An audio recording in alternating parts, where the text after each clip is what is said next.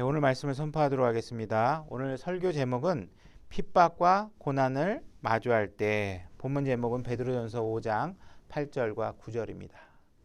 다 찾으셔서 같이 소리내서 읽도록 하겠습니다. 준비 시작. 정신을 차리라, 깨어있으라. 너희 대적 마귀가 울부짖는 사자같이 두루다니며 삼킬 자를 찾나니 믿음에 굳게 서서 그를 대적하라. 세상에 있는 너희 형제들도 동일한 고난을 겪는 줄 너희가 아느니라. 오늘 제목처럼 핍박과 고난을 마주할 때 우리가 어떠한 마음으로 이러한 주어진 고난을 받아들여야 되는 것인가, 그리고 핍박과 고난이 왜 주어지고 하나님께서 주시고자 하는 이유는 무엇일까, 이런 취지로 설명하는데, 주로 이제 오늘 포커싱은 이것을 우리가 당연하게 받아들여야 된다. 이것을 하나님이 주신 약속과 같은 것이다. 그래서 우리가 그걸 미리 알고 있어야 된다. 나는 안 일어날 거야, 나에겐 안 일어날 거야, 이런 생각은 하지 않는 것이 좋다 하는 내용을 가지고 이제 설명을 해보려고 합니다. 그래서 지금 오늘 본문을 읽어보면 대적 마귀가, 너희 대적 마귀가 울부짖는 사자같이 두루 삼키며 삼킬 자를 찾나니, 이렇게 얘기하고 있습니다. 분명히 하나님께서 여기 물론 사자같이라고 비유를 하고 있지만, 이 마귀의 존재가 사자처럼 나타나고 등장하는 이런 모습들은 분명히 성경 말씀은 진리이기 때문에, 성경 말씀은 문자 그대로도 받아들여야 되기 때문에 분명히 허상이 아닌 실존하는 존재가 우리에게 위협을 가하고 있다. 이것이 사자와 비유돼서 사자와 같은 특성을 가지고 우리에게 어슬렁거리고 있다. 이 사실을 명확하게 우리가 인지를 해야 된다라는 것입니다. 이것을 그냥 동화처럼 우리에게 교훈을 주는 이야기로 받아들이시면 안 되고, 실제로 우리에게 그런 위협이 되는 존재가 있다라는 사실들을 일단 인지하기를 원하고 계시는 것입니다. 루시퍼라는 마귀가 하나님을 대적할 당시에 취했던 자세는 교만입니다. 그죠? 자기 자신을 높이는 일. 그래서 항상 우리의 마음에 내가 높아지려고 하는 마음이 있으면 경계하셔야 됩니다. 그래서 이 루시퍼가 이런 교만의 자세를 취하고 난 이후에 하나님과 원수의 관계가 됐죠. 그래서 마귀와 하나님은 원수 관계에 있는 것입니다. 근데 만약에 여러분들이 하나님을 추종하고자 하는 길을 선택했다면, 여러분들은 그 길이 어떤 길이냐? 마귀와 원수가 되는 관계에 놓여 있는 상태를 선택하는 것입니다. 그죠?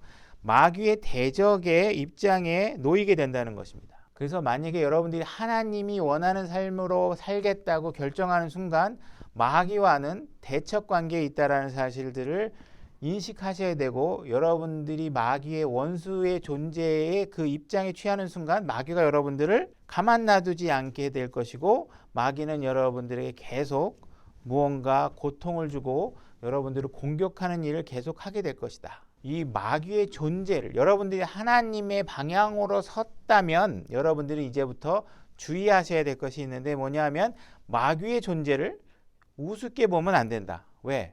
사자같이 덤벼드니까. 그죠? 무슨 고양이처럼 여러분들에게 애교를 부리면서 와가지고 꼬시는 게 아니고, 사자와 같은 자태를 갖고 여러분들을 공격하고 있다는 사실을 인지하시길 바란다는 것입니다. 하나님께서 그거를 얘기해주고 계시는 것이에요. 우리가 지금 성경에서 분명히 사자로 비유하고 있는 것으로 봤을 때, 우리가 동물의 왕국을 많이 보신 분들은 저보다 사자의 특성에 대해서 많이 알겠지만, 그러나 우리가 기본적으로 우리가 사자가 주는 이미지나 그런 사자가 주는 특성에 대해서 알고 있는 것만으로도 이 사자와 맞서서 싸워가지고는 절대로 좋은 결과가 나오기는 어렵다. 그죠?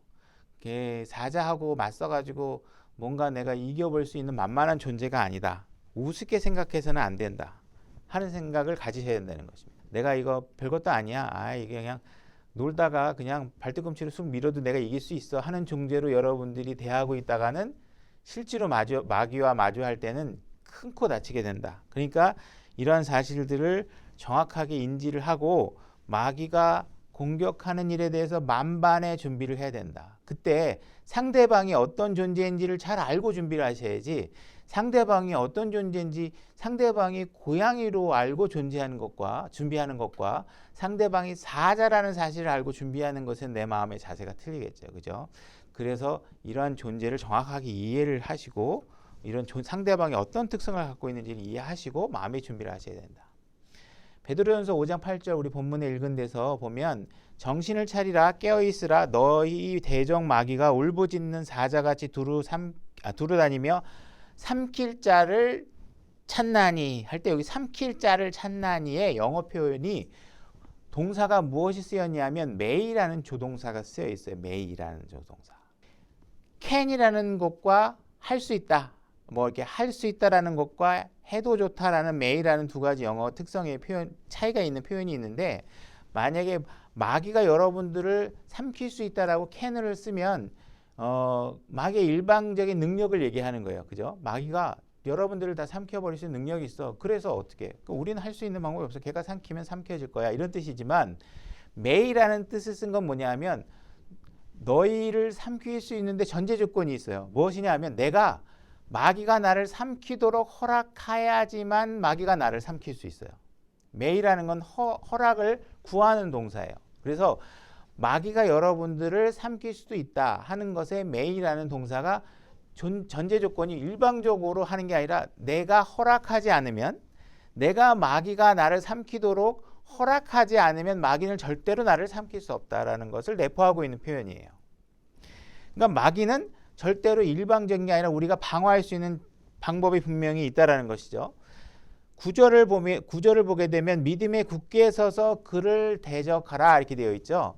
그러니까 여러분들이 마귀를 대적할 수 있는 방법은 뭐냐면 내가 방심하지 않고 기회를 주지 않고 굳게 서서 마귀를 대적해야 된다는 거예요. 그래 마귀의 공격이 멈추진 않겠지만 그 마귀의 공격을 내가 막아낼 수 있는 방법은 뭐냐? 내가 굳게 서야 된다는 것이에요. 에베소서 4장 27절로 가보겠습니다. 마귀에게 틈을 주지 말라 이렇게 돼 있죠. 마귀에게 틈을 주면 어떻게 해요? 삼켜버린다 여러분들을. 그러니까 여러분들이 안 삼켜지려면 마귀의 그런 폭력적인 공격에 패배를 당하지 않으려면 틈을 주면 안 된다. 틈을 주느냐 안 주느냐는 누구의 수고에 달려 있냐면 여러분들의 수고에 달려 있다 이거예요. 여러분들의 자세에 달려 있다. 그러니까 마귀가 일방적으로 공격을 하더라도 그 공격은 여러분들이 틈을 줬을 때만 가능하다. 그 틈을 주지 않으면 절대로 여러분들을 공격할 수 없다라는 사실을 성경이 얘기해주고 있는 것이죠. 그죠? 야고보서 4장 7절 찾으셨나요? 제가 읽겠습니다. 그러므로 하나님께 복종하라. 마귀를 대적하라. 그리하면 그가 너희에게서 도망하리라. 이렇게 되어 있죠. 마귀는 공격합니다. 사자처럼 공격을 해요. 근데 여러분들이 하나님께 복종하고 마귀를 굳게 서서 대적을 하게 되면 어떻게 돼요? 마귀는 도망가 버릴 것이다. 여러분들을 삼킬 수 없게 될 것이다. 이런 얘기를 하고 있는 것입니다. 마귀의 공격이 있더라도 그 공격은 여러분들의 하기에 따라서 여러분들을 삼킬 수도 있고 와서 공격을 하지만 삼키지 못하고 도망갈 수도 있다라는 사실을 얘기하고 있는 것입니다. 베드로전서 5장 9절로 다시 돌아가겠습니다. 자, 고난이란 무엇이고 핍박과 고난이 주어질 때 우리가 이런 고난은 방어가 가능하다. 방어할 수 있는 방법은 하나님께 철저하게 복종하는 것이고 그 다음에 그런 마귀에게 꼬리를 보이지 말고 도망치지 말고 빈틈 주지 말고 당당하게 맞서라. 맞선다는 건 내 의지를 갖고 뭐 한다는 게 아니라 말씀에 순종하는 게 맞서는 거죠. 그죠? 말씀에 순종해라. 근데 그러면서 하나님께서 무슨 얘기를 하고 있냐? 내가 왜 이런 얘기를 하냐 하면 5장 9절 세상에 있는 너희 형제들도 동일한 고난을 겪는 줄 너희가 아느니라 이렇게 얘기하고 있습니다. 다시 말해서 이런 고난이 벌어지게 되면 우리가 항상 착각하는 게 뭐냐 하면 나만 이런 거 아닌가? 왜 나에게 이렇게 고난이 주어지지? 왜 나만 하나님이 이렇게 하시는 거야? 뭐 이런 생각에 우리가 빠질 수 있는데 하나님이 아니다. 세상에 있는 너희 하나님을 따르고자 하는 모든 형제들, 여기서 형제들은 그리스도인의 형제들을 얘기하는 거겠죠. 육신적인 형제가 이게 아니라 성령 안에 태어난 모든 사람들은 너와 동일한 고난을 겪고 있다. 그러니까 이런 부분에 관해서 너희들이 대비해라. 왜? 다 일어나는 일이니까. 그죠? 베드로전서는 수신자가 고난과 악에 맞서서 싸우는 지체들을 향해서 기록된 서신서입니다. 그죠? 그래서 뭔가 고난과 핍박을 받았을 때 우리에게 유익이 어떤지 하는 것들에 대해서 얘기를 해주므로 고난받는 형제 자매들에게 이 고난을 어떻게 맞서서 싸워라 하는 것들을 얘기해주고 있는 것이죠. 그죠? 그래서 우리가 무언가 시험 당하고 있고 고난 당하고 있는 일에 대해서 준비하도록 하게 하고 있는 것입니다. 베드로전서 1장 6절로 가보겠습니다. 제가 읽겠습니다. 비록 지금은 필요가 있어 너희가 여러 가지 시험으로 인해 잠시 근심하고 있지만 그 구원을 크게 기뻐하나니. 분명히 여러분들에게 근심하는 일이 일어나는데 다행인 것은 이것들이 잠시 주어지는 것이라는 것입니다. 영원하게 주어지는 것이 아니라는 얘기죠. 그리고 지금 고난을 받고 있지만 나중에 여러분들이 구원받은 사실이 얼마나 가치 있는 일인가를 알게 되면 이런 것들은 이제 아무것도 아니었구나라는 사실을 알게 된다는 것입니다. 7절 이것은 너희 믿음의 단련이 불로 단련해도 없어지는 금을 단련하는 것보다 훨씬 더 귀하여 예수 그리스도께서 나타나실 때 칭찬과 존귀와 영광으로 드러나게 하려 함이라. 고난을 주는 이유는 여러분들의 믿음을 단련하는 일이죠. 그래서 여러분들이 결국은 힘들지만 그 일을 잘 이겨내고 통과하게 되면 나중에 칭찬이 주어지고 기쁨이 주어지는 일이다. 그러니 이 일에 대해서 마음의 준비를 잘 해라 하는 이야기를 하고 있는 것입니다. 베드로전서 1장 13절로 가보겠습니다. 읽겠습니다. 그러므로 너희 마음의 허리를 동이고 정신을 차려. 하나님께서 얘기하고 계시는 것입니다. 주님께서 너희 마음의 허리를 동여라. 각오를 해라. 허리도 꽉 조매고 자 준비하고 싸울 준비를 한번 해라. 그죠? 이게 그냥 각오를 하고 자신 있게 싸울 준비를 해라. 예수 그리스도께서 나타나실 때 너희에게 가져오실 그 은혜로 인해 끝까지 소망을 가질지니. 지금 이렇게 힘들지만 우리가 어떻게 예수 그리스도가 오게 되면 우리에게 주어질 소망, 그죠? 예수님께서도 눈앞에 보이는 기쁨과 소망을 두고 많은 고난을 감내하셨죠. 그래서 이 일은 반드시 일어나는 일이다. 그러니까 이런 일들에 관해서 마음의 준비를 해라. 그렇게 얘기하고 있는 것입니다. 2장 11절로 가보겠습니다. 베드로전서 2장 11절. 베드로전서 2장 11절. 극진히 사랑하는 자들아 나그네와 순례자인 너희에게 내가 간청하노니 혼을 대적하여 싸우는 육체의 정욕을 삼가하라. 그래서 이런 마귀들과 싸움에 있어서 여러분들이 정욕을 삼가하고 하나님 말씀에 순종하는 일들을 열심히 해야 된다. 여러분들이 방심하고 이 정도 죄는 져도 되겠지. 이 정도 욕심은 이 정도 탐심과 육신의 정욕은 채워도 되겠지 하는 순간 마귀가 으르렁거리고 이빨을 드러내게 될 것이다 라고 얘기하고 있는 것입니다. 이런 일들에 대해서 경고하시면서 하나님께서는 이미 우리에게 이런 고난에 대해서 많은 본을 남기고 가신 분들의 사례들을 성경에 기록하고 계십니다. 그리고 그 본에 대해서 가장 대표적으로 우리가 따라야 될 대상은 누구냐면 예수 그리스도시겠죠. 그죠? 베드로전서 2장 21절 제가 읽겠습니다. 참으로 너희가 심지어 그 일을 위해 부르심을 받았나니 그리스도께서도 우리를 위해 고난을 당하심으로 우리에게 본을 남기사. 어떤 본을 남기셨냐 하면 고난을 당하는 일에 관해서 본을 남기셨다는 것입니다. 그죠? 봐라, 내가 어떤 고난을 받는지 봐. 그리고 내가 이 고난에 대해서 어떻게 반응하고 어떤 자세로 받는지 잘 봐. 그러니까 너희들도 또 나와 같은 고난이 주어지면 어떻게 해야 되냐 하면 내가 했던 것처럼 하면 돼. 이렇게 얘기를 해주시는 본을 남기셨다는 것입니다. 너희가 자신의 발자취를 따라오게 하셨느니라. 그래서 내가 한 대로 따라오게 한 거죠. 3장 14절로 가보겠습니다. 그러나 너희가 의로 인하여 고난을 당하면 행복한 자니. 자, 여러분들에게 고난은 당연히 주어지는데 의로 인해서 고난을 받게 되면 그건 행복한 일이라는 것입니다. 여러분들이 고난이 의로 주어졌을 때 행복을 느끼시지 못하고 있다면 이 말씀의 취지를 내가 잘 이해 못하고 있는 것이다. 그죠? 여러분들이 잘 이해하고 있는 사람은 나에게 내가 그리스도의 의를 지키려다가 고난이 있다고 하면 어떻게 해야 돼? 마음에 막 기뻐가지고 기쁨을 감출 수가 없어야 돼요. 막 진짜 하나님께서 또 나에게 이런 기쁜 일을 또 하게끔 나에게 고난을 주시는구나. 막 입에서 막 미소가 번지셔야 되는데 행복해. 이게 예수님께서 말씀해 주시는 거예요. 기록을 통해서 그들이 두렵게 하는 것을 무서워하지 말고 불안해하지 말며. 그죠? 걔네들은 우리를 딱 무섭게 해주려고 딱 했는데 나에게 웃음이 나와. 왜? 이건 예수님 위해서 하는 일이니 이게 막 기쁨이 막 어떻게 감출 수가 없어요. 나에게 주어질 상과 보상과 칭찬을 생각하면 가소로운 거죠. 이런 것들이. 그죠? 4장 1절. 그러므로 그리스도께서 우리를 위해 육체 안에서 고난을 당하셨은즉 그와 같이 너희도 같은 생각으로 무장하라. 그죠? 여러분들이 고난이 왔을 때는 어떤 생각으로 무장하느냐? 예수님이 가졌던 생각으로 무장을 하면 된다. 그러면 그 고난을 승리로, 행복으로 이끌어낼 수 있다. 육체 안에서 고난을 당한 자는 이미 죄를 그쳤나니 이렇게 얘기하고 있습니다.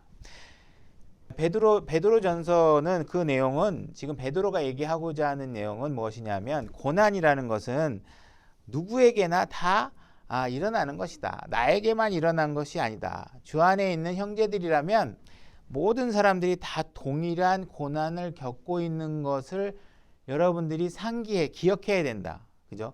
우리가 착각하는 것은 뭐냐면 이게 나만 겪는 거 아니야? 하나님이 나한테만 이러시는 거 아니야? 이렇게 생각하게 된다는 것이죠. 그런데 그렇지 않고 다 겪는 일이다. 그러니 이거에 대해서 이상하게 생각할 필요가 없다라는 것이죠. 이런 고난이 오는 것은 누구에게나 어떤 성도에게나 다 주어지시는 것이다. 이렇게 얘기를 하고 있는 것입니다. 우리가 엘리야의 얘기를 잠깐 한번 되돌아보려고 하는데 엘리야가 그 열왕기상 18장에 가면 엄청난 영적 승리를 하게 됩니다. 그래서 바알 신을 따르는 사람들과 한판 영적 전쟁을 해서 엄청난 승리를 겪게 되죠. 근데 바로 다음 장에 가게 되면 엘리야는 엄청난 그 영적 그 다운이 일어나게 됩니다. 열왕기상 19장 4절 한번 가보겠습니다. 제가 읽겠습니다. 그러나 그가 스스로 하룻길을 가서 광야로 들어가 로뎀 나무에 이르러 그 밑에 앉아 스스로 죽기를 구하여 이르되 지금 아합과 이세벨이라는 어떤 그런 권력과 더불어서 바알을 순종하는 사람들과 싸웠는데 이 사람이 이제 막 엘리야가 이제 막 그 바알을 따르는 사람들을 막 죽여버리고 이제 하니까 영적 승리를 일어나서 이세벨이 이제 화가 나가지고 내가 이 엘리야를 죽여버리겠다 이제 이렇게 선포를 하고 엘리야를 잡으려고 하는 거죠. 그러니까 도망가다가 이제 이 엘리야가 이제 낙담을 해버리는 거예요. 이게 막 이세벨이 죽인다고 하니까 두려워갖고 도망간 거예요. 그래서 지금 뭐라고 얘기하냐면 스스로 죽기를 구하여 이르되 그 전에는 진짜 어떤 상황에서 두려워하지 않았던 사람인데 이세벨이라는 여자가 한 사람이 죽이고자 하니까 이런 상태가 갑자기 완전히 반전이 일어나는 거예요. 오 주여 조카오니 이제 내 생명을 취하시옵소서 나는 내 조상들보다 낫지 아니하나이다 하고 지금 나를 죽여달라고 지금 얘기를 하고 있는 거죠. 10절로 가보겠습니다. 19장 10절 그가 이르되 내가 주 만군의 하나님을 위하여 심히 질투하였나이다. 이는 이스라엘 자손이 주의 언약을 버리고 주의 제단들을 헐며 칼로 주의 대언자들을 죽였기 때문이오니 나만 남았거늘 이렇게 되죠. 이 일은 지금 나 혼자만 남아서 나만 지금 죽임의 대상이 된 것 같다. 내가 괜히 이거 막 그냥 영적 전쟁을 해가지고 이런 상황이 벌어지니까 하나님을 내가 이랬더니 이게 내가 나를 다 죽이려고 이제 이세벨이랑 왕권이 이런 덤벼드니까 이거 큰일 났습니다. 이거 나 혼자 이거 감당 못하겠습니다. 나에게만 왜 하나님 이렇게 힘든 일을 주십니까? 이건 나 혼자만 당하는 거 아닙니까? 이렇게 얘기를 하고 있는 거예요. 그들이 내 생명을 찾아 제거하나이다 하니 그래서 그들이 내가 막 그 제사장들을 막 죽이고 했더니 이 나 자 죽이려고 합니다. 이거 큰일 났습니다. 이제 나 어차피 쟤네들 앞에 잡혀 죽일 거 그냥 나 주님이 나 데려가시면 안 됩니까? 그냥 편안하게 죽게 해주십시오. 이렇게 얘기하고는 겁니다. 18절 그러나 내가 나를 위하여 하나님께서 하시는 것입니다. 말씀하시는 거예요. 이 질문에 대한 답입니다. 그러나 내가 나를 위하여 이스라엘 안에 7,000명을 남겨두었나니 곧 바알에게 절하지 아니한 모든 무릎과 바알에게 입맞추지 아니한 모든 입이라 하시니라. 하나님께서 엘리야에게 해주신 답변이 뭐예요? 너 혼자 남아있는 거 아니야. 너 혼자 아니고 최소한 지금 7,000명이 남아있어. 너처럼 바알에 무릎 꿇지 않고 바알을 대적하고 그들에게 절하지 않고 하는 사람들이 7,000명이 남아있어. 너 혼자 당하는 거 아니야. 이 얘기 해주시는 것입니다. 그죠? 그러니까 우리는 항상 엘리야처럼 뭔가 나에게 위기가 닥쳐오면 우리가 빠지는 착각은 뭐냐면 나만 당하는 거 아닌가? 나만 지금 죽게 된 거 아닌가? 나만 지금 이 고난 때문에 엄청난 고난을 겪고 있는 거 아닌가? 라고 생각하는데 하나님이 뭐라 그러시냐면 아니다. 너만 남아있는 거 아니다. 그죠? 오늘날 우리에게 이 대한민국에 살고 있는 여러분들에게 지금 많은 위기와 뭐 어려움과 여러 가지들이 각자의 신앙에 따라 주어지겠지만 그런 상황들이 있을 때 뭐예요?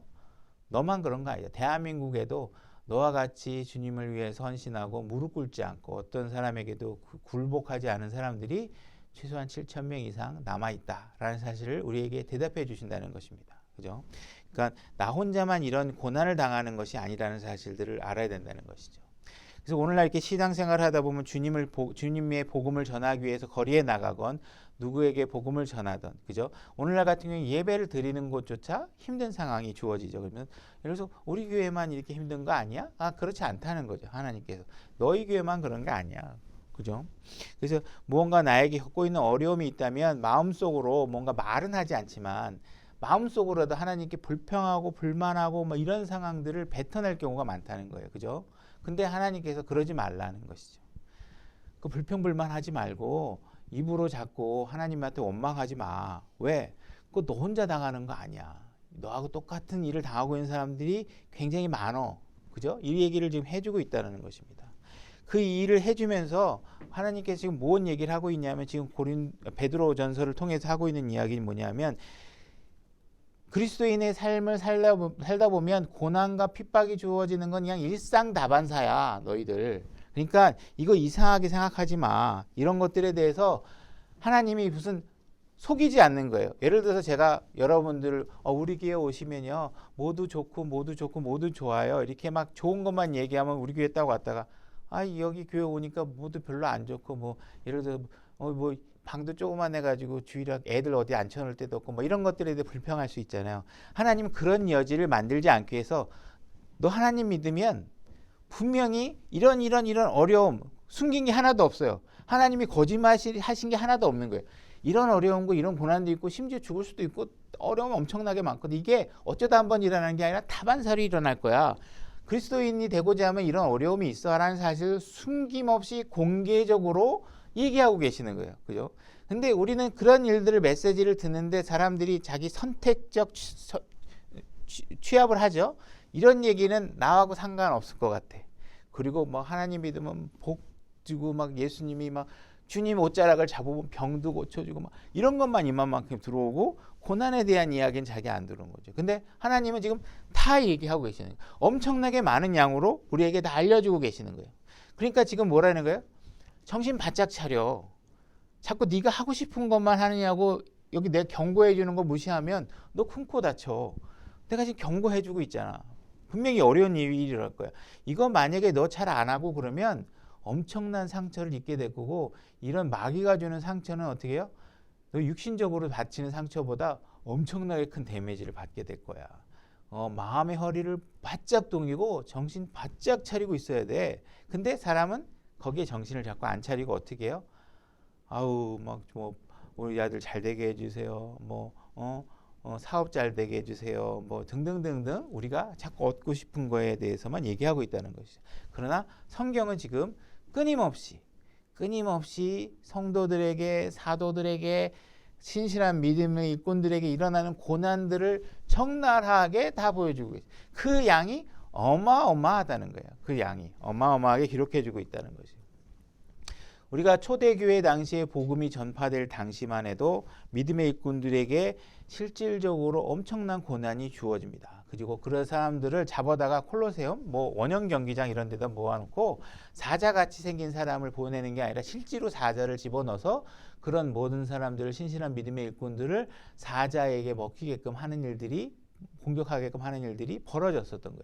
그런 모든 과정들을 거치면서 신앙들이 유지되어 온 거고 교회가 유지되어 왔다는 사실들을 알아야 된다는 것입니다. 자, 욥기 5장 6절로 가보겠습니다. 제가 읽겠습니다. 고통은 티끌에서 생기지 아니하며 고난은 흙에서 솟아나지 아니할지라도 불티가 위로 올라가는 것 같이 사람은 고생하려고 태어나느니라. 사람은 무언가 고생이 어디서 흙에서 나오고 어디 티끌에서 나오고 이렇게 하는 것처럼 생각하고 다른 원인이 있겠지 이렇게 생각하겠지만 성경은 뭐라고 얘기하냐면 사람은 그냥 태어나면 자동적으로 고난이 생기게끔 해놓으셨다는 거예요. 그렇게 되어 있다는 거예요. 그러니까는 이 고난이라는 하나님께서 이 고난이라는 건 인간이라면 누구에게나 주어지도록 되어 있다. 하나님께서 그렇게 설명해주고 있다. 네가 태어났으면 그냥 고생하려고 태어난 거야. 고생은 당연히 있는 거야. 그러니까 이거는 그리스도인이라고 해서 고난이 주어지고 그리스도인이 아니라고 해서 고난이 안 주어지고 뭐 등등의 얘기가 아니라 그리스도인이든 아니든 무조건 고난이 주어질 것이다. 어떤 고난이냐? 육체적인 슬픔도 있을 거고 가족을 잃는 슬픔도 있을 거고 누군가가 핍박하고 억압하고 내 뜻대로 못하게 하는 일도 벌어질 거고 여러 가지 우환들이 생기고 그죠? 그런 고난들이 이 땅에서 사는 동안 일어나게 될 것이다라는 것입니다. 여러분들이 여자에게서 태어나기만 했다면 주어지는 이 고난을 얘기하고 있는 것이에요. 그러니까 여러분이 이 땅에 태어났으면 고난은 반드시 마주하게 될 것이다. 그러니까 그것이 어떻게 여러분들에게 실질적으로 일어날지는 우리가 알 수 없지만 분명히 하나님께서 이 얘기를 경고해 주고 계시는 것이다. 시편 34편 19절로 가보겠습니다.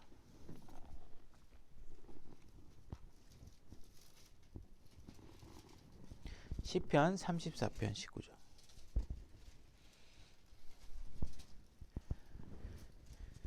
제가 읽겠습니다. 의로운 자의 고난이 많으나 주께서 모든 고난에서 그를 건지시는도다. 자, 아까 욥기에서는 무슨 얘기를 했냐면 그리스도인이든 아니든 이 세상에 태어났으면 무조건 고난이 일어난다. 근데 지금 시편에서 읽은 말씀 뭐라 그러냐면 여러분들이 만약에 의인이라면 고난은 더 일어날 것이다. 이 얘기를 하고 있는 것이에요.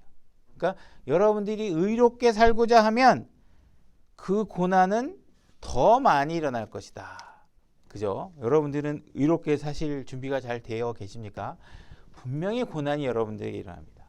자, 마가복음 4장 16절로 가보겠습니다. 제가 읽겠습니다. 또 그와 같이 돌밭에 뿌려진 것들은 이들이니 곧 말씀을 듣고 즉시 기쁨으로 그것을 받아들이나. 자, 말씀이 떨어집니다. 마음밭에. 그러면 그걸 기쁨으로 받아들이죠. 속에 뿌리가 없으므로 잠시만 견디다가 후에 말씀으로 인하여 고난이나 핍박이 일어나는 때에 즉시 실족하는 자들이요. 자, 말씀이 마음밭에 뿌려집니다. 근데 고난이 딱 오면 그런 모든 고난들 때문에 말씀이 싹 사라져버리는 일들이 벌어진다 이것입니다. 근데 여기서 핍박이 일어날 때라고 되어 있는 것은 우리가 고난과 핍박이 일어나면 if, 영어로 if라는 조건절을 만약에 사용했다면 일어날 수도 있고 안 일어날 수도 있겠죠. 그죠? 일어났으면 그렇게 된다라는 뜻을 받아들일 수 있는데 여기서 영어로 보게 되면 when이라고 해가지고 일어날 때 반드시 일어나요. 일어나게 되는데 여러분들이 말씀의 뿌리를 잘 내려지지 않고 굳건하게 서 있지 않으면 어떤 일이 벌어지느냐? 이 고난에 실족하고 실패하고 하는 일들이 벌어진다는 것이죠. 그죠? 그래서 우리가 하나님의 말씀을 받게 되면 이 말씀의 뜻이 뭐냐면 하나님의 말씀이 들어오면 그 말씀과 더불어 무엇이 오냐면 핍박과 고난이 들어오게 되어 있어요. 그죠? 이 말씀을 여러분들이 받지 않으면 들어오지 않을 고난과 핍박일 텐데 여러분들이 말씀을 받으면 그 말씀만 받는 게 아니라 말씀 때문에 생기는 핍박과 고난이 반드시 주어진다는 것입니다. 그죠? 그래서 여러분들이 이런 말씀이 여러분들에 들어왔으면 그 말씀이 원래 여러분들에게 어떤 일을 해야 되냐면 여러분들의 삶을 변화시켜야 돼요. 그죠? 여러분들에게 잘못된 하나님을 두려워하지 않고 사람을 두려워하거나 세상을 두려워하는 일이 벌어지면 그것이 아니다. 하나님을 두려워야 된다라고 변화를 시켜주고 여러분들이 고난이 주어지면 아우 나만 왜 그래 나만 괴로워하는데 이거 나에게 주어지는 것이고 내가 이거를 통해서 내가 더욱더 하나님의 칭찬을 받을 일이라고 하고 뭔가 승리된 삶을 살 수 있는 사람으로 여러분들 변화시켜줘야 되는데 그 말씀이 그 일을 하지 못하도록 마귀가 어떻게 해요? 공격을 해요. 그죠? 여러분들이 그런 말씀을 안 받았으면 마귀가 여러분들 공격할 이유가 없겠죠. 그죠? 마음대로 살 거니까. 그냥 여러분들이 살고 싶은 대로 살 테니까 마귀가 공격 안 한다. 근데 그 말씀을 받으면 반드시 여러분들을 공격하게 되어 있다. 그래서 여러분들을 통해서 하나님의 뜻이 이루어지는 것을 막고 방해하려고 마귀가 공격하게 된다는 것입니다. 그죠? 그러니까 이런 일들이 벌어지지 않으려면 여러분들이 어떻게 해야 돼요? 그 말씀이 뿌리를 내리게 해서 잘 굳건하게 서야 된다는 것을 얘기하고 있는 것입니다. 그래서 뭔가 나는 아직 환난과 핍박이 나에게 안 일어났는데요. 그 얘기는 뭐예요? 여러분들이 말씀이 여러분들에게 뿌려지지 않았거나 아니면 뿌려졌지만 아직 오지 않았거나 둘 중에 하나일 거라는 것입니다. 그 말씀으로 인해서 고난이 안 왔다면 그 말씀을 여러분들이 받아들인 게 아니라는 거예요. 왜? 하나님은 말씀대로 살지 않는 사람을 굳이 공격할 이유가 없습니다. 그죠? 그래서 하나님께서 분명히 이런 일들이 이루어질 거라고 얘기하고 있어요. 그래서 우리가 이런 여러 가지 상황들이 벌어지는 일들을 잘 이해하고 있어야 된다. 욥기 5장에서는 인간이라면 다 고난이 주어질 거라고 얘기했고, 아까 시편에서는 의인이라면 분명히 더 고난이 일어날 거라고 얘기했고, 여러분들이 그리스도인으로 하나님의 말씀을 받으면 남들이 안 받아야 될 고난까지 더 더해질 거라고 성경은 얘기하고 있는 것입니다.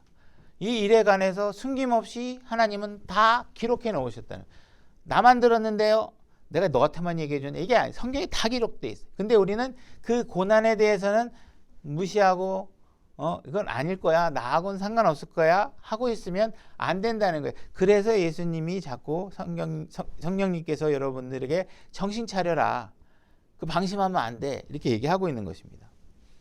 자, 요한복음 16장 33절로 가보겠습니다. 제가 읽겠습니다. 너희에게 이 일들을 말한 것은, 어떤 일들을 말해요? 이렇게 고난들이 일어날 거고 뭐 하는 것들, 여러 가지 이제 예수님이 이제 16장에 있는 사실들은 뭐예요? 지금 다락방에서 이제 여러 가지 얘기, 앞으로 십자가의 일들과 이런 고난, 너희들이 자꾸 나를 왕으로 세워가지고 뭐 한 건 하려고 하는 것 같은데, 나 여기 죽으러 왔거든. 그러니까 내가 죽을 일이 벌어지면 너희들이 잘 대처해야 돼. 내가 죽으면 너희들도 고난을 당할 텐데 그때 도망가면서 잘 해야 돼. 뭐 이런 얘기, 고난에 대해서 얘기해 주는 거예요. 그러니까 내 안에서 평안을 누리게 하려고 함이라. 그러니까 이런 얘기를 해주고 있는 거냐, 뭐냐면 고난을 없애주려고 하는 게 아니라 뭐예요? 그 고난이 일어나더라도 내 안에 평안이 이루어지게 하려고 하는 거, 이 얘기를 하고 있는 거다. 세상에서는 너희가 환난을 당할 터이나, 이렇게 되어 있어요. 영어로 보면 shall이라는 동사를 써요. Ye shall have tribulation, 이렇게 되어 있어요. 이거는 뭐냐 하면 반드시 환난이, 그러니까 환난이죠. 환난이 일어날 것이라고 약속처럼 주신 거예요. 이거는 그냥 일어날 수도 있어가 아니라 그냥 우리에게 약속처럼 주신 거예요. 그죠? 요한복음 3장 16절 찾지 마세요. 제가 읽을게요. 요한복음 3장 16절에 누구든지 그를 믿는 자는 멸망치 않고 영존하는 생명을 얻게 하려 함이라 라는 약속을 주신 것과 동일한 약속이라는 거예요. 요한복음 5장 24절에 믿는 자는 영존하는 생명을 얻고 또 정죄에 이르지 아니하리라.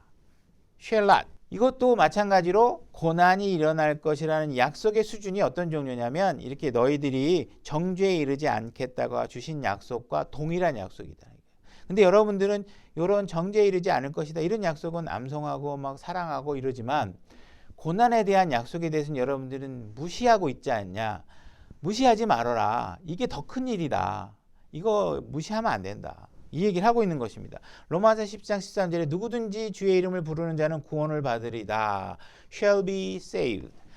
반드시 구원을 받을 것이라고 얘기했던 그 말과 동일한 수준의 약속이다. 그러니까 고난이라는 것이, 우리에게 환난이라는 것이 일어나는 것은 확실하게 일어날 것이다. 안 일어나면 너 이상한 거다. 뭔가 내 말씀대로 사는 사람이 아니다. 이 얘기까지 해주시고 계시는 거예요. 그죠? 그러니까 우리가 고난이 주어지면 분명히 예수님과 동일한 고난이 나에게 주어질 것이고, 그렇게 되면 내가 예수님이 대응했던 방법대로 내가 대응해야 되겠구나. 그러니까 이런 일들에 대해서 준비를 해라. 우리의 그리스도가 우리의 구원의 대장으로 우리가 삼았으면 그분이 시키는 것과 그분이 명령하신 대로 우리가 고난에 잘 대처해야 되고 군사로서 잘 대응해야 될 것이다. 고난은 선택이 아니라 필수다. 이 얘기를 하고 계신다는 것입니다. 사도행전 14장 21절로 가보겠습니다.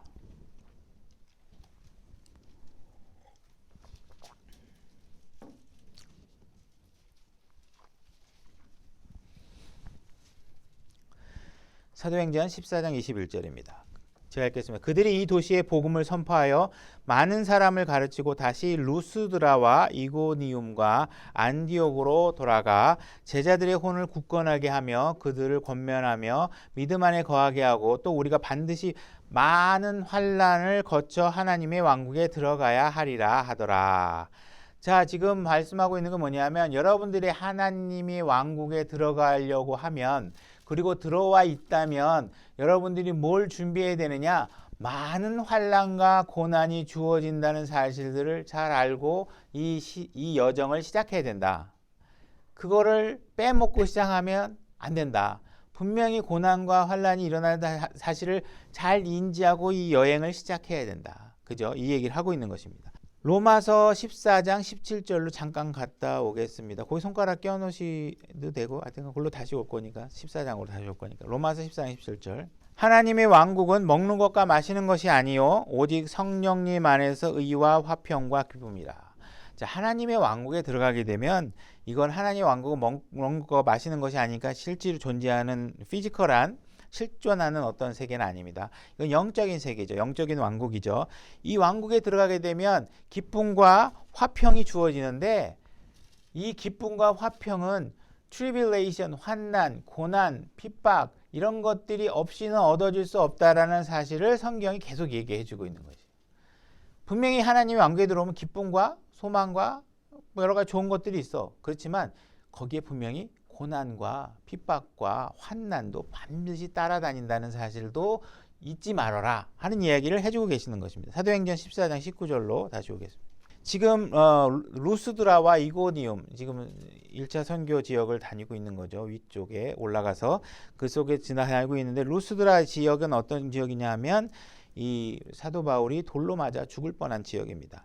자, 어떤 19절 사도행전 14장 19절 어떤 유대인들이 안디옥과 이고니움에서 거기로 와서 사람들을 설득하고 돌로 바울을 친 뒤 그가 죽은 줄로 생각하고는 도시 밖으로 그를 끌어내니라. 그러니까 지금 바울은 1차 선교 여행을 하면서 어떤 일을 겪고 있냐면 죽을 고비를 넘기고 있는 것입니다.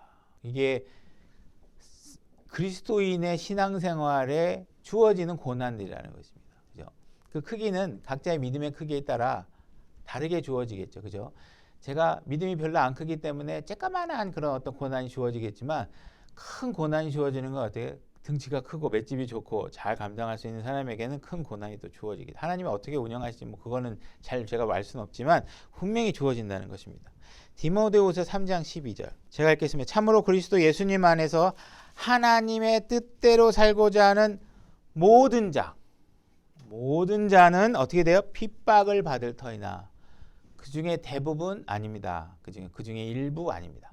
모든 자. 그러니까 여러분들이 하나님의 뜻대로 살고자 하시면 고난이 오는 게 당연하시다. 핍박이 오는 게 당연하다. 그죠?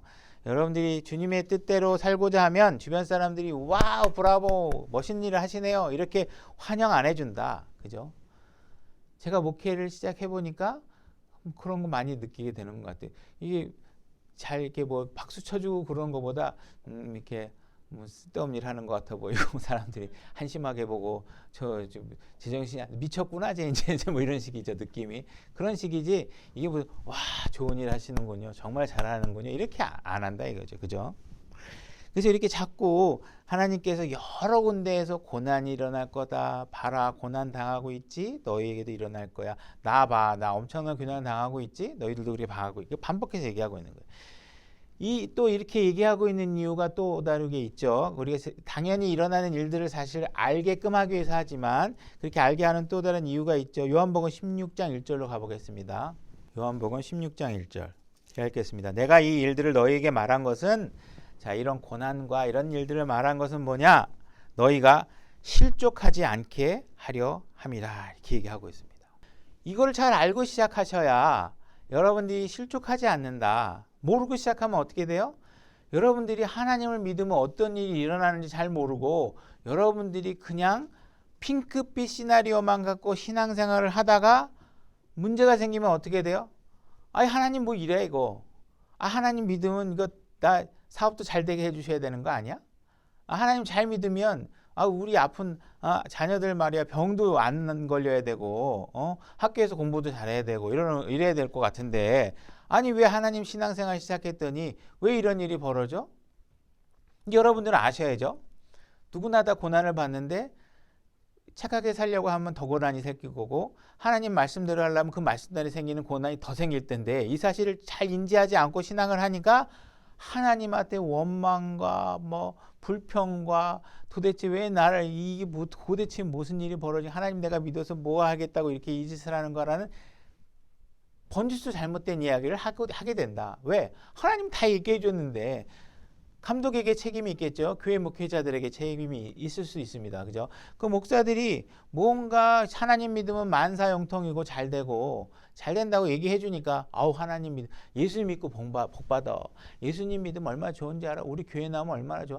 우리 교회는 되게 커. 우리 교회 오면 장례식 누가 돌아가실 때 얼마나 많이 도와주는 줄 알아? 막 이런 것만 갖고 교회 복음을 전하고 그렇게 갖고 교회 다니다가 아 이게 막 자식도 아프고 이거 다 일어나는 일이고 누구에게나 다 일어나는 일인데 뭐 나한테만 일어나는 일 같고 그죠? 부자가 부자가 되고 할 줄 알았는데 막 사업이 잘 안 되고 그거하고 하나님 있는 거 아무 상관이 없는데 불평불만 한다는 거예요. 왜? 하나님 약속을 잘 균형 있게 못 봤기 때문에 하나님이 정신 차리라고 하고 알려준 내용을 잘 몰랐기 때문에 그렇다는 것이죠. 그죠? 그래서 우리가 잘못된 목사들이 날린 여러 가지 핑크빛 거짓 약속들에 속아서 여러분들에게 뭔가 하나님이 약속하지 않은 일들을 자꾸 강구하고 기대하다가 마음대로 안 되면 하나님께 화내고 원망하는 일들이 벌어지는 일들을 안 하려면 어떻게 해야 되느냐? 미리 알고 시작해라. 이 세계가 어떤 세계인지 알고 시작해라 하는 얘기를 하고 있는 것입니다. 그죠? 분명히 우리의 신앙 여정이 어떻게 되는 건지 알고 시작해라. 베드로전서 4장 12절. 제가 읽겠습니다. 사랑하는 자들아 너희를 단련하려고 오는 불같은 시련에 관하여는 마치 이상한 일이 너희에게 일어난 것 같이 이상히 여기지 말라. 그러니까 여러분들이 내가 다 잘 얘기해 줬으니까 앞으로 이거 왜 일어나요? 다 얘기해 놨잖아. 이거 다 너희들에게 일어날 일이라고. 그러니까 이런 일이 일어나는 건 당연한 거야 라는 사실을 알아라. 이게 앞으로 왜 이상한 일이 일어났어요 한 사람은 성경 잘 안 읽은 사람이다. 내 말 잘 맑게 못 알아들은 사람이다. 네가 알고 싶은 대로 막 그냥 막 가공해서 이해한 사람이다. 이 얘기를 하고 그러니까 이상하게 여기지 말아라. 내가 다 얘기해 줬는데 왜 이상하게 얘기하느냐. 요한일서 3장 13절. 제가 읽겠습니다. 내 형제들아 세상이 너희를 미워하거든 이상히 여기지 말아라. 그죠? 이상히 여기지 마셔야 돼. 이런 일이 벌어져도 이상하게 여기지 말고 세상이 여러분들 미워해도 이상해. 왜? 예수님이 세상이 나를 미워하고 나를 따르면 세상이 너희를 미워할 건데 그거는 나를 미워하기 때문이다. 다 얘기해 줬어요. 세상이 너희들 하나님 믿는다고 팔 벌려서 환영하지 않는다 얘기해 줬었죠. 데살로니가전서 3장 3절 제가 읽겠습니다. 아무도 그런 고난들로 인해 흔들리지 아니하게 하려 함이라. 우리가 이런 고난들을 받도록 정해진 줄을 너희 자신이 아느니라. 이미 이건 정해진 일이죠. 그러니까 이런 고난들이 일어나면 흔들리지 않게 하기 위해서 내가 얘기해 주는 것이다. 이거 반드시 일어나. 그러니까 너라고 비껴갈 리 없거든. 그러니까 너희가 이런 일이 일어나면 이상하다고 생각하지 말고 어떻게 해야 돼? 흔들리지 말아야 돼. 이런 일이 벌어지면 와 나한테 왜 이러는 거 하나님이 나 미워하는 거 아니야? 이렇게 생각하지 마. 당연히 하나님을 잘 믿으면 믿을수록 더 일어난다니까 그렇게 다 해준 거라는 거예요. 그러니까 이상하게 여기지 말고 흔들리지 말라는 거예요. 원망하지 말라는 거예요. 그러니까 미리 이야기해 주는 건 뭐예요? 그 일이 일어나면 황황해하지 말고 능숙하게 여러분들이 마음을 준비하고 올 게 왔구나. 하나님의 말씀이 정말 진짜 진리셔. 나한테 안 오는 줄 알고 깜짝 놀랐잖아. 이런 식으로 여러분들이 받아들이셔야 된다는 거예요. 그죠? 그래서 성경에 많은 사례들을 얘기해 줬기 때문에 그러한 진리의 길을 잘 숙지하셔서 능숙하게 대처하셔야 된다. 베드로전서 5장 9절 넘어가고요. 이사야서 53장 7절로 가보겠습니다. 이런 고난에 대해서 예수님이 본이 된다 그랬었죠. 그래서 이 본으로서 예수님께서 어떤 일을 기록해 놓고 계시는지 보겠습니다. 이사야서 53장 7절. 그가 학대를 당하고 고난을 당하였어도 자기 입을 열지 아니하였으며 도살장으로 향하는 양같이 끌려가 털 깎는 자 앞에서 잠잠한 양같이 자기 입을 열지 아니하도다. 자, 예수님께서는 학대를 받으시고 고난을 당하셔서 도살장으로 지금 끌려 들어가는 것입니다. 이런 고난을 당하셨다. 그죠? 그런데 예수님이 뭘 하셨냐면 자기 입을 열지 않았다. 이 얘기를 가지고 우리가 어떻게 교훈을 삼을 수 있냐면 여러분도 고난이 주어지거나 핍박이 오면 어떻게 해야 돼요? 입을 닫으셔야 됩니다. 여러분들이 입으로 불평과 불만을 쏟아내면 안 되죠. 그죠? 베드로전서에서도 고난을 통해서 이루고자 하는 건 뭐예요? 여러분들의 입에 부패한 언어들을 사라지게 하는데 목적이 있다는 것입니다. 여러분들이 고난을 당하면 입으로 그 고난의 은혜와 축복을 다 손해나게 만들지 말라는 거예요. 예수님이 이렇게 했으니까 너희들도 똑같이 나를 따라해. 왜? 고난이 다가오면 막 이게 뭐야? 아, 야, 하나님 이상한 거 아니야? 막 이렇게 하지 말고 입 딱 다물고 끌려가라는 거예요. 그죠? 예수님의 말씀에 의해서 주어진 고난에 대해서, 사역에 대해서 내가 잘못해서 뭐 이런 걸 얘기하는 게 아니라 그 고난에 대해서 하라는 것입니다. 그래서 고난이 주는 유익이 뭐냐면 1차적으로 여러분들의 혀와 입을 거룩하게 구별하시는. 그래서 예수님께서는 고난을 당하셨지만 입을 다무셨다고 얘기하고 계시는 거예요. 그죠? 요한복음 1장 10절로 가보겠습니다. 제가 읽겠습니다. 그분께서 세상에 계셨으며 세상이 그분에 의해 만들어졌으며 세상이 그분을 알지 못하고 그분께서 자기 백성에게 오심에 그분의 백성이 그분을 받아들이지 아니하였느니라. 예수님께서는 이 땅에 오신 이유, 메시아로서 오셨는데 그분이 고난을 당하고 한 이유는 아무것도 이유가 원인이 없어요. 그냥 백성들이 거부한 거예요. 그죠? 아무것도 없다는 것입니다. 그래서 우리가 예수님이 아무 잘못도 없이 당한 고난에 대해서조차도 입을 다물었다면 우리는 사실상 입을 다무는 게 더 합당하겠죠. 그죠? 우리는 고난을 당해도 뭐라고 말할 수 없을 만큼 많은 잘못을 해놨기 때문에 그 고난이 내가 감당할 것보다도 훨씬 적은 고난이 우리에게 주어지고 있는 것입니다. 그 일에 대해서 우리가 다른 길을 선택하지 말아라. 야고보서 5장 10절로 가보겠습니다. 그냥 제가 읽겠습니다. 찾으시면서 찾은 분은 보시고 아니면 들으시면 됩니다. 내 형제들아 주의 이름으로 말한 대언자들을 고난당하는 것과 인내의 본으로 삼아라. 여러분들이 성경에 기록된 많은 대언자들이 당한 고난에 대해서 여러분들이 잘 생각해보고 본으로 삼으라는 것입니다. 예레미야가 당했던 고난을 한번 생각해 보시고 다니엘이 당했던 고난을 한번 생각해 보시라는 것입니다. 하나님을 따르면 뭔가 핑크빛 어떤 결과가 축복이 주어질 거라고 생각하면서 신앙생활 하시는 분이 계시다면 다시 한번 잘 생각해 보셔야 된다는 것입니다. 그런 일이 아닐 가능성이 훨씬, 아니 가능성이 아니라 아니다. 이거 고난을 짊어지고 가셔야 된다. 그죠? 그런 것들에 대해서 우리가 잘 해야 된다는 것이죠. 다니엘 이런 사람들이 신앙을 잘 지켜졌더니 주어졌던 게 뭐예요? 뭐 사자굴에 들어가고 뭐 이런 것들이에요. 불 속에 뭐 던져지고 막 이런 것들. 그래서 히브리서 11장 35절로 가보겠습니다. 우리 믿음의 일꾼들이 또 어떤 일을 당했는지 한번 보겠습니다.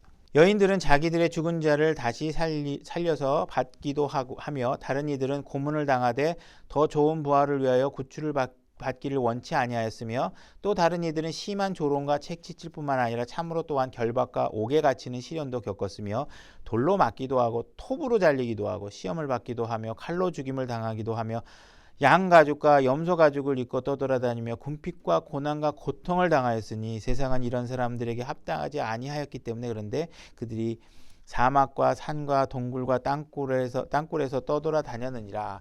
이게 믿음을 잘 지킨 사람들이 부자가 되고 아들은 좋은 대학 들어가고 무슨 뭐 남편이 좋은 직장 얻게 되고 갑자기 아파트를 25평에서 살다가 30평에서 살게 되고 이런 게 아니라는 거예요. 그죠?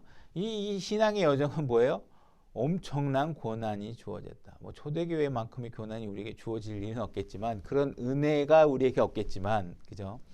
이런 일들이 벌어질 것이다. 그러니 너희들에게 일어나는 일들에 대해서 쫄지 말고 걱정하지 말고 이상하게 생각하지 말고 담대하게 굳게 서서 빈틈 주지 말고 싸워라. 사도행전 20장 23절로 가보겠습니다. 오 성령님께서 모든 도시에서 증언하되 결박과 고난이 나를 기다린다고 말씀하시나. 자, 지금 사도 바울이 뭐라고 얘기하고 있냐면 내가 가는 곳마다 고난과 핍박은 그냥 친구처럼 따라다니게 돼 있다. 당연히 올 것이다. 이게 이상한 게 아니다. 그죠? 거기 가면 핍박과 고난이라니까 사도 바울 형제 그거 가지 마십시오. 그러니까 어떻게 얘기해요? 사도 바울은 그거 그냥 나 갈 거야. 왜? 아니 당연한 거 아니야? 그리스도인이라면 핍박과 고난이 일어나는 게 당연한 거지. 내가 겪고 감당해낼 거야. 주님 위해서 하는 일인데 그걸 감당해야 되지 않겠어? 이 얘기를 하고 있는 것입니다. 디모데후서 3장 10절. 디모데후서 3장 10절에서 바울이 디모데에게 이야기해 주는 것입니다. 그죠? 믿음의 자녀에 해당하고 새로운 사역의 길을 걸어가고 있는 디모데에게 이 권면을 말씀을 하고 있는 거. 뭐라고 얘기하냐면 10절. 그러나 너는 나의 교리와 삶의 방식과 목적과 믿음과 오래 참음과 사랑과 인내와 안디옥과 이고니움과 루스드라에서 내게 닥친 핍박과 고난을 잘 알았으며 여기서 안디옥과 이고니움과 루스드라 얘기 아까 우리가 읽었던 거 생각나세요? 사도행전 14장에서 여기 사도 바울이 1차 선교 여행을 당시에 이쪽 갈라디아 지역에서 선교 사역을 할 때 디모데가 바울이 당한 고난을 본 거예요. 어떤 고난을, 그냥 처참한 고난을 당하고 막 돌로 맞아 죽으려고 그러고 막 이런 거 다 본 거죠. 이거 잘 아니까 내가 어떤 벽박을 견디고 냈는지 잘 알 거 아니냐. 그러나 주께서 이 모든 것 가운데 나를 건져내셨느니라. 내가 막 죽을 만큼 고상스러운 거 알지. 그러나 하나님께 신실하게 나를 다 자기의 계획과 사역을 위해서 나를 건지시고 이루신 뜻을 잘 봤으니까 앞으로 너에게도 이런 일이 일어나면 어떻게 해야 돼? 정신 차리고 잘 감내해야 돼. 이거 이상한 일 아니야. 준비해. 마음으로 준비해. 디모데에게 지금 그거 가르쳐주고 있는 거예요. 그러니까 여러분들이 그런 일들을 준비하라는 거예요. 제가 지금 이 설교를 뭐예요? 이것도 내가 해야 되는 일이구나 경고하는 거예요. 그러니까 나를 통해서 여러분들에게 앞으로 고난이 벌어지면 이상한 일이라고 생각하지 말아라는 거를 말씀을 통해서 여러분들에게 알려주고 계시는 거죠. 데살로니가전서 1장 6절. 또 너희는 많은 고난 속에서 성령님의 기쁨과 더불어 말씀을 받아 우리와 주를 따르는 자가 되었느니. 고난 속에서 당하는 것입니다. 고난 속에서 주어지는 것입니다. 성령님의 기쁨과 어떤 이런 만족감, 축복 이런 것들은 고난 속에서 주어지신 것이다. 히브리서 10장 32절로 가보겠습니다. 그러나 너희가 조명을 받은 뒤에 고난의 큰 싸움을 견디어냈던 이전의 날들을 회상해보라. 자, 이제 여러분들이 이제 정신없이 막 모든 상황들 몰입돼서 막 왜 이 고난이 당하는지 모르지만 쭉 하다가 이제 어떤 하나님께서 더 밝은 미소를 주어서 내가 왜 이런 고난을 받았는지, 그리고 내가 지금 이 고난을 위해서 얻어진 일들이 무엇인지를 딱 알고 나서 뒤돌아보니까 얼마나 행복해요. 그죠?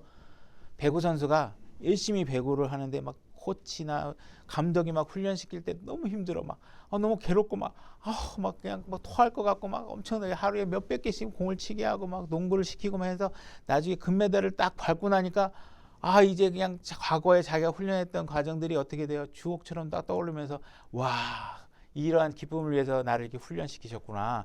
이 과거의 날들 조명해 보게 된다는 것입니다. 그래서 무언가 지금 초대교회 당시에도 주님을 따르면 따를수록 주어지는 고난과 이런 것들에 대해서 우리가 상기시키고 기억하고 이게 나만 나가는 게 아니구나. 그리고 그들이 나중에 결국은 어떠한 승리의 여정을 가졌는지를 보고 나도 그 승리에 동참해야 되겠다. 주님께 칭찬받아야 되겠다 하는 사실들을 알아야 되겠다는 것이죠. 그래서 뭔가 순교를 각오하고 주님의 사역을 감당하고 하는 일들을 해야 된다. 이거 베드로전서 5장 9절. 제가 읽겠습니다. 믿음에 굳게 서서 그를 대적하라. 세상에 있는 너희 형제들도 동일한 고난을 겪는 줄 너희가 아느니라. 이렇게 되어 있는 문장에서 지금 고난을 겪는 줄 아느니라 하는 게 영어가 뭐냐면 동일한 고난, same afflictions are accomplished 이렇게 되어 있어요. accomplished라는 단어가 되어 있는데 이제 제가 설명하라는 건 뭐냐면 이게 accomplished라는 영어 동사가 뭐냐면 이루다, 완성하다 이런 뜻이에요. 그러면은 예를 들어서 이거 한국말로 그냥 풀었으면 고난이 완성될 줄을 알아라 뭐 이런 뜻이에요. 그럼 말이 좀 이상하잖아요.